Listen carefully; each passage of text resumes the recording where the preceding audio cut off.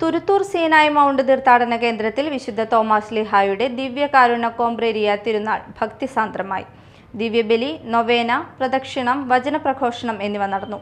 നമ്മുടെ ഈ പൗരാണികമായ ദേവാലയത്തിൽ വിശുദ്ധ തോമസ് ലീഹയുടെ രക്തസാക്ഷിത്വ തിരുനാൾ നമ്മൾ ആഘോഷിക്കുന്നത് ഡിസംബർ മാസം 21-ാം തീയതി.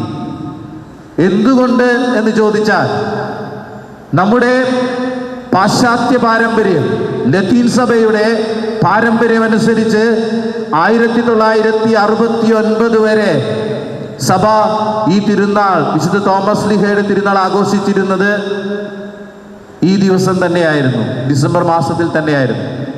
ആ പൗരാണികത ഇന്നും പലയിടത്ത് തുടരുന്നുണ്ട്. എന്തുകൊണ്ടാണ് ഈ ദിവസത്തിന് മാറ്റം വന്നത് എന്ന് ചോദിച്ചാൽ, നമുക്കറിയാം, തോമസ് ലീഹയുടെ രക്തസാക്ഷിത്വ തിരുനാൾ നമ്മൾ ഡിസംബർ മാസത്തിൽ ആഘോഷിക്കുമ്പോൾ ഇത് ആഗമന കാലത്തിൻ്റെ അവസരമാണ്.